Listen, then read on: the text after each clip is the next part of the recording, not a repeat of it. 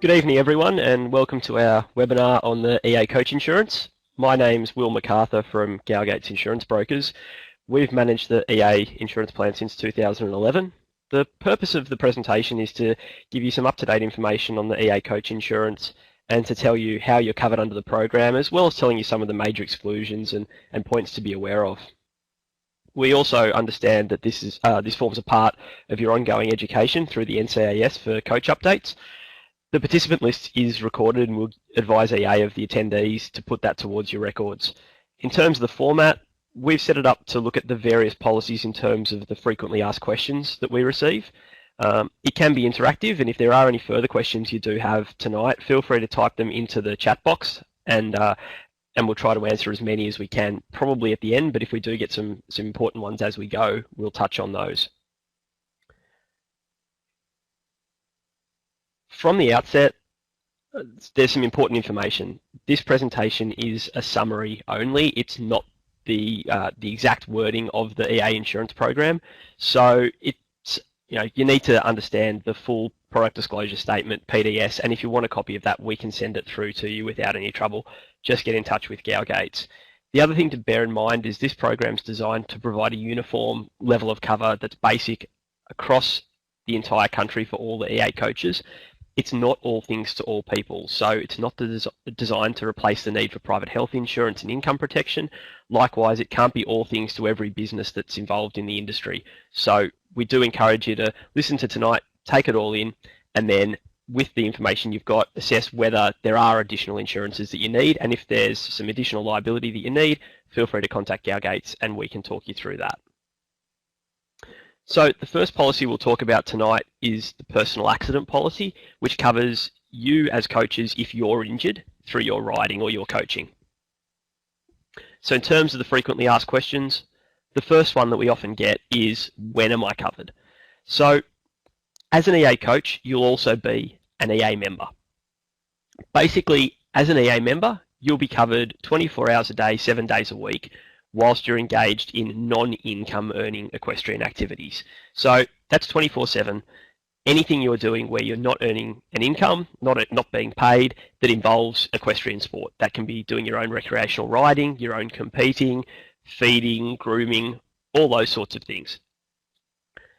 That's as an EA member. On top of that, as an EA coach, you're covered 24 hours a day, 7 days a week, whilst engaged in coaching. It doesn't cover you for any commercial activities that you're doing where you're earning an income that aren't coaching, but for any of the coaching services you provide, you're covered for personal accident. So if you're giving someone a lesson and you get kicked by a horse, you can claim under the personal accident section. In a nutshell, that's when you're covered for personal accident under the program. So the next one is, why can't you claim a doctor's fee? This is for any sports insurer the question that comes up all the time in terms of the benefits under the policy. The policy covers non-Medicare medical expenses and it's subject to the National Health Act. This is a federal law that prevents any general insurer from covering expenses that have been contributed to by Medicare, even if there is a Medicare gap. So in this case, it's really a matter of we don't make the rules, we just have to abide by them. Unfortunately, it does mean that if you do have expenses that you incur as a result of an injury from your coaching or from your riding, and there's a contribution made by Medicare for that particular expense, we can't cover it, even that gap.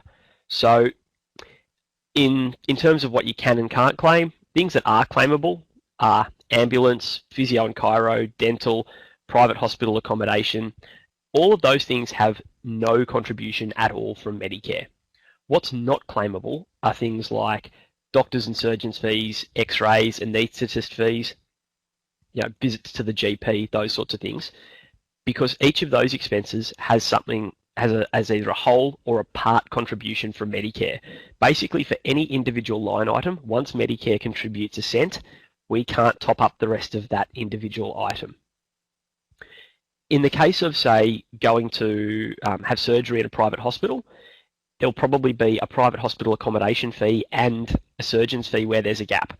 In that case, we can cover the private hospital accommodation fee, that component, but we can't cover the surgeon's fee component. So in the actual surgery that you do have, there'll be different items in that, and we can cover portions of it that are eligible, but we can't cover the things that Medicare has contributed to. So if you have a $3,000 bill for surgery, 2,000 of it is the surgeon's gap, and 1,000 is the overnight stay in a hospital, we can contribute to the overnight stay in a hospital, but we can't contribute to the surgeon's fee. When you've got all those non-Medicare medical expenses together, the maximum claimable for any one injury is $3,500, and there's a $100 excess. So we'll cover 85% of your total bills up to a maximum of $3,500, and there's a $100 excess to be deducted from that.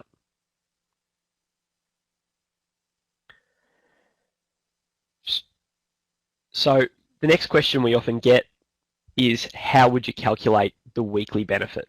Under the policy, there is a loss of income benefit that is payable.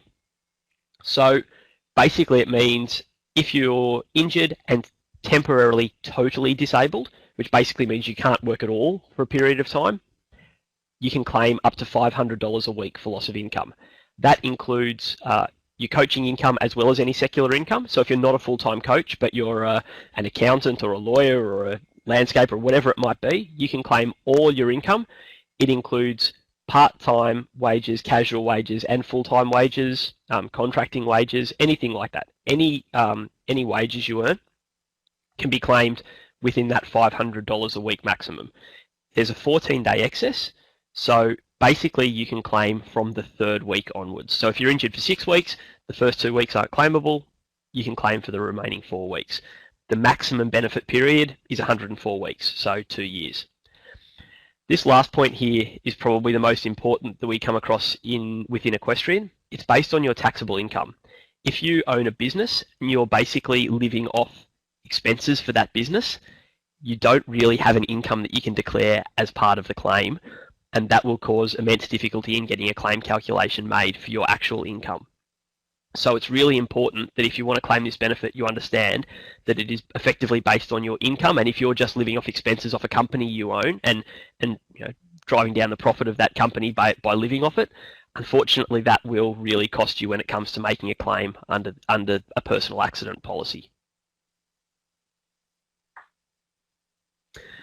The last question we get on the personal accident policy is about the additional benefit of the clothing benefit. So there is an additional benefit for clothing under the policy, and the question is, can you claim for a damaged helmet? The policy will pay up to $500, but this is a personal accident policy, so it's designed when you're injured, not necessarily when you just sustain property damage. The policy will pay if you're injured and as a result of medical treatment you suffer like damage to clothing. So in the 2 scenarios here, the first one, you damaged your helmet in a fall, in that it fractured or something like that as part of the fall in the impact. That's not covered because that's just purely property damage, and this isn't a policy to provide cover for property damage. In the second scenario there, you might have fallen off and suffered a suspected neck injury, and the ambulance officers cut off your helmet as part of their emergency treatment. Because your helmet's been damaged as part of medical treatment, that is covered. And that would be the same as if you had your boots cut off because you had a broken ankle or something like that. Often if you go to hospital or when you get the ambulance treatment, you might have to have either your chin strap cut off for your helmet, or you might have to have your boots cut off or something like that. They're scenarios where the helmet or the clothing benefit can be paid, but not if they're just damaged as a result of the actual accident itself. So that's the personal accident policy. The next policy, which is easily the most important and the most vital for you as coaches, is the public and products liability and professional indemnity policy. So this is what really gives you the protection that you need under the policy. Again, when are you covered? So it's very similar to the personal accident policy. As EA members, you're covered at all times whilst involved in non-income earning equestrian activities. Exactly the same as the personal accident. For coaches, again, the same thing. At all times whilst coaching as an individual, you're covered under the policy. What it doesn't provide cover for is your business as a coach. Now, if you're an individual you don't have a business or anything like that, you're covered. If you're a sole trader, your business activities and your individual activities are effectively one and the same. So you are covered as an individual or as a sole trader for your coaching activities. If you own a proprietary limited company, so in my case, if I'm Will MacArthur, equestrian coach as an individual, I'm covered. If I'm Will MacArthur and I set up my business as a sole trader, my business and personal assets are basically the same thing, I'm covered. If I'm Will MacArthur as a coach within someone else's proprietary limited company or within my own proprietary limited company, I would be covered still as an individual, but the proprietary limited company itself, the entity, doesn't have cover through this program. This program covers you as individual EA coaches, not the actual business entity itself. As Gow-Gates, we can set up additional cover for you for that proprietary limited company, but we won't cover the business entity itself. So in my case, Will MacArthur, I'm an insured individual coach. If I set up a company called Will's Riding Proprietary Limited and coach within it, I'm still covered as a coach within it, but Will's Riding Proprietary Limited isn't actually insured as an entity, and it's important that you actually do have cover for that entity itself. So just one other thing on that slide to bear in mind, the policy provides you cover when coaching within your NCAS accreditation. So if you're a level 1 coach and you're coaching above and beyond that standard, that's not something that this program's covering you for. This is covering you through EA, and it relies on their rules and their framework. And if you're coaching outside of their framework, you're basically acting outside of their insurance policy as well. So that's just an important consideration. You need to make sure you're acting within EA's rules and your accreditation through EA. Another question we get a lot on the liability, can you coach on your own horse? Yes, absolutely. There's no exclusion in the policy that says you can't coach on your own horse. Again, subject to what we were talking about before. If you own a riding school and that's a separate proprietary limited company, we're not covering the liability for that entity. We're still covering it just for you as an individual coach. But as an individual coach, you can coach on your own horses. That's not a problem at all. Another question we get, I provide adjustment services on top of my coaching. Is this covered? So if we go back again to when you're covered, as an EA member, you're covered for your non-income earning equestrian activities. As a coach, you're covered for coaching. Right. As an EA member, providing adjustment for a fee wouldn't be considered a non-income earning equestrian activity. You're getting paid for it. As a coach, adjustment is not considered coaching under the definition of the policy.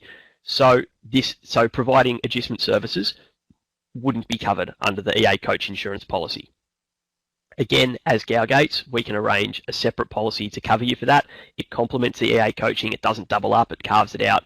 The premiums for that are really good.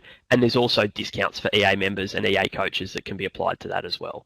So if you do provide services beyond coaching, or if you've got your proprietary limited company or something like that, really encourage you to pick up the phone, give us a call, and we can talk you through what additional insurances you'd need for the other activities that sit outside EA's coaching insurance. Another question we get, what waivers do you need to have signed? So EA does provide waivers, and we do need those to be signed as part of the policy. So if you're coaching an EA member, they don't need to sign a waiver. If you're coaching a non-EA member, they need to sign the dangerous activity acknowledgement, and EA can provide that to you. We do need it signed. If someone is just going for individual lessons, we need it signed at effectively every lesson.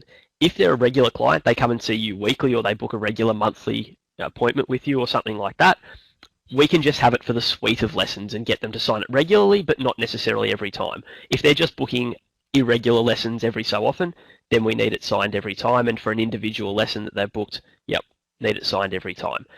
The waivers aren't there to sign away your students' rights to take action against you. That's not what they're designed for. It's not what they actually achieve.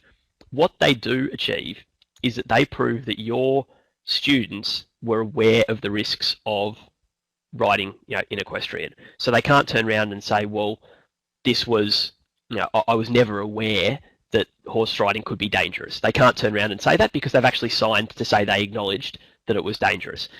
Yes, the waivers might be cumbersome, but if the claim's made against you and it goes to court, there is something there that is a great help in defending you against a lawsuit, because it increases their burden of proof against you effectively. It says, you know, they need to really prove what you did was negligent, as opposed to just not talking them through the risks. So we definitely feel they're an important tool, and they have definitely helped in defending claims in the past. So they are really important to get them signed.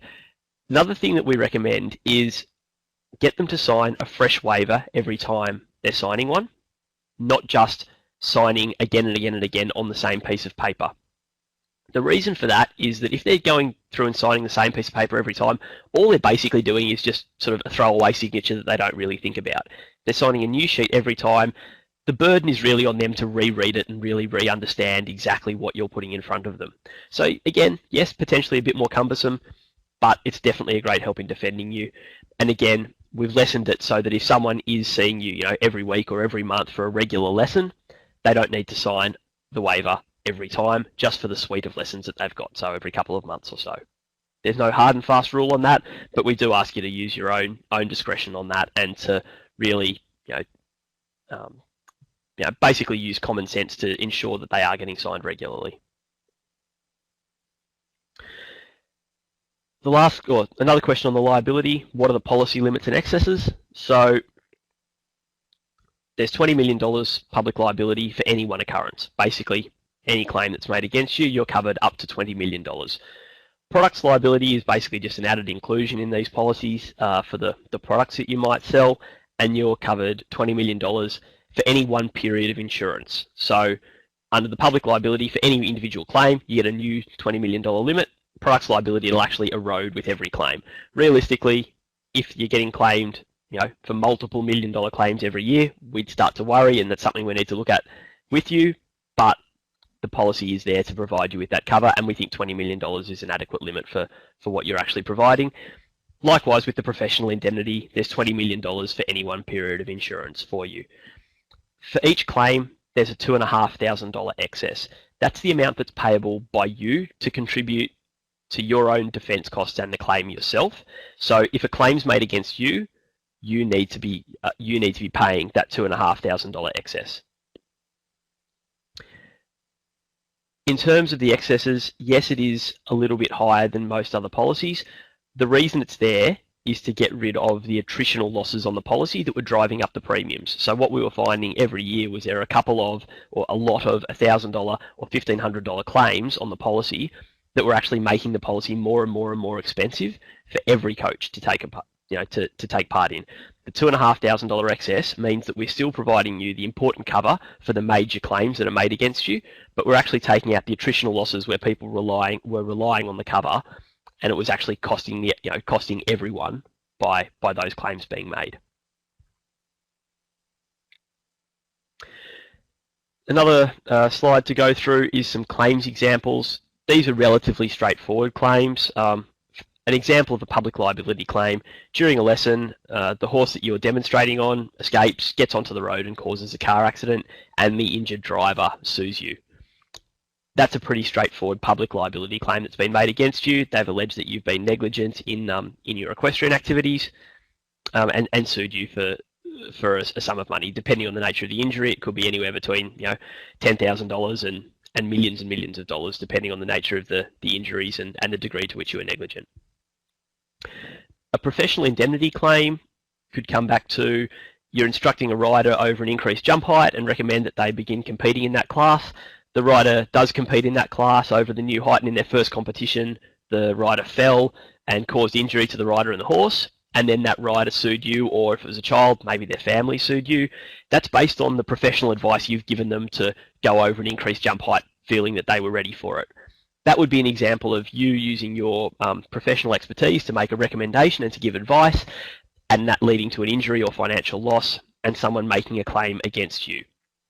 So they're the kind of examples of professional indemnity and public liability claim, and it kind of goes some way to giving you an idea of the difference between those.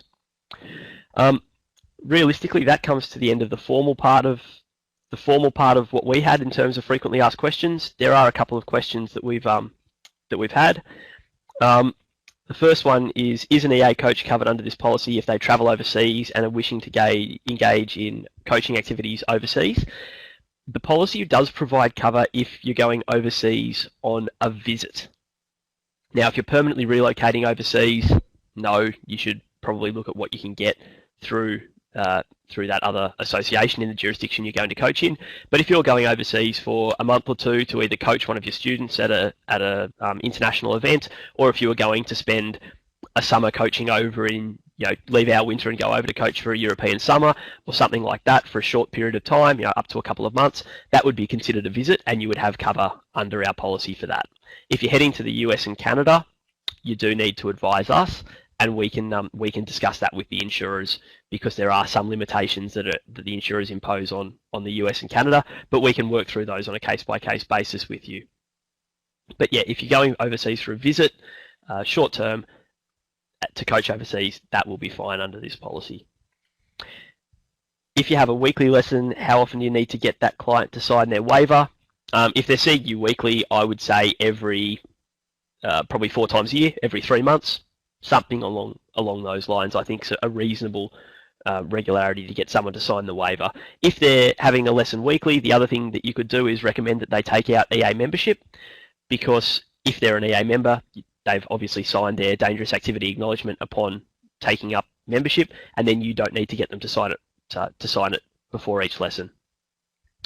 If they're not, the other thing to bear in mind, if they are an EA member, they'll have access to the personal accident policy, so it's probably worth having them become an EA member, because they're doing weekly riding. They could claim on the personal accident, and there'll probably be a benefit to them. So that's another angle to take on that, is recommending that they take out EA membership. Just got another couple of questions coming through.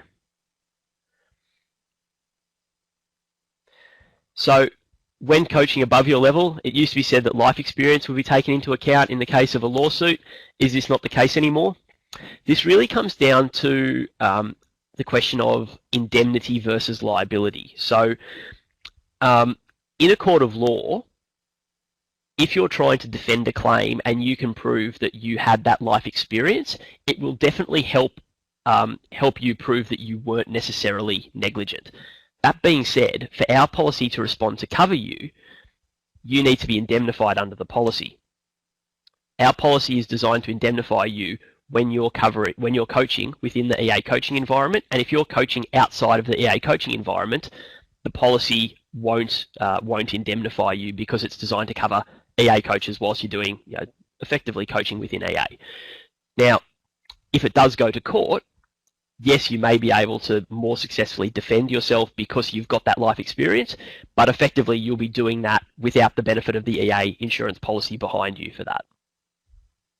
So yes, it could help in a court of law, but it will be effectively helping with you potentially funding your own legal defense for that, as opposed to relying on the EA insurance to defend you for that. These policies provide cover for the damages that you have to pay as a result of a claim, but they also cover the defence costs payable. So in the event of a claim or an allegation made against you, what we recommend is that you let us know ASAP, so we can get it on file and advise the insurers. But what we can also do is, once we notify the insurers, they will often appoint their lawyers, or the standard procedure is that they will appoint their own lawyers to handle your defence. They effectively can take it completely out of your hands. So the insurers will say, okay, yes, this lawsuit's been received by a coach. Right, we'll now appoint lawyers that we have faith in to properly defend this claim, and we will now handle your defence, and subject to you paying the $2,500 excess, we will now cover all the defence costs, and if it comes to that, any damages that do need to be paid in the end. So that's really a benefit, that it can take the stress away from you and take it out of your hands for actually having the burden of defending that claim. The insurers take that on board themselves. Another really good question is, what should be done in the event of an incident in terms of reporting, incident report forms, that sort of thing? Yep.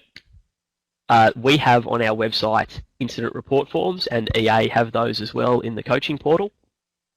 What we recommend is that, not necessarily if someone just comes off in the lesson and bounces, gets back up, and they're all happy, but if there's a serious injury, talking an ambulance being called or something like that, fill in the incident report form. don't need to get it signed by the person who's injured or anything like that, but just your own recollection of the events, and if there might have been a witness or something like that, record their contact details on the form. And basically that means that and then send it in to us. We then have a record of your version of events that if something does come up down the track, and these claims can come up 2 or 3, 4, 5, 6, 7 years down the track, that we actually have a record of your side of events on file early. If ever an allegation is made against you that you were negligent as a result of an injury, either on the day or if you receive a statement of claim from a disgruntled client down the track, definitely advise us immediately.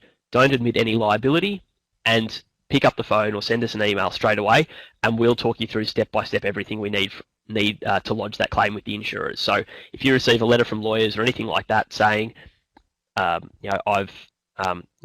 you're negligent in this claim, definitely send or get in contact with us straight away, and we'll talk you through that.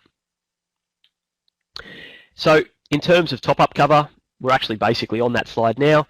We can arrange any additional equine insurance that you need in terms of other business activities that you do, in terms of cover for your horses or anything like that. So if you're a coach but you're also running an agistment facility, if you're doing training, anything like that, if you need your farm insured, if you've got horses you want insured, anything like that, we can arrange those additional insurance policies for you. What we've negotiated in the market is significant discounts for EA members. They basically start at about 10% and get wound up from there. So if you're an EA coach who's also a Ready Set Trot delivery centre, you get discounts upon discounts for any other equine insurance policies that you buy through Gow-Gates. So that's a real bonus that we think we can bring to the table for as a service to EA coaches. Another question that came up: are we insured if we call an ambulance but the pupil doesn't have ambulance cover and is disgruntled? It's definitely one I haven't had before. Not really. I mean, if they turn around and sued you as a coach, it would fall under the excess. The excess is $2,500. If there was a legal liability in you calling that, it would fall well under the $2,500, unless for some reason you'd happen to call an air ambulance or something like that. But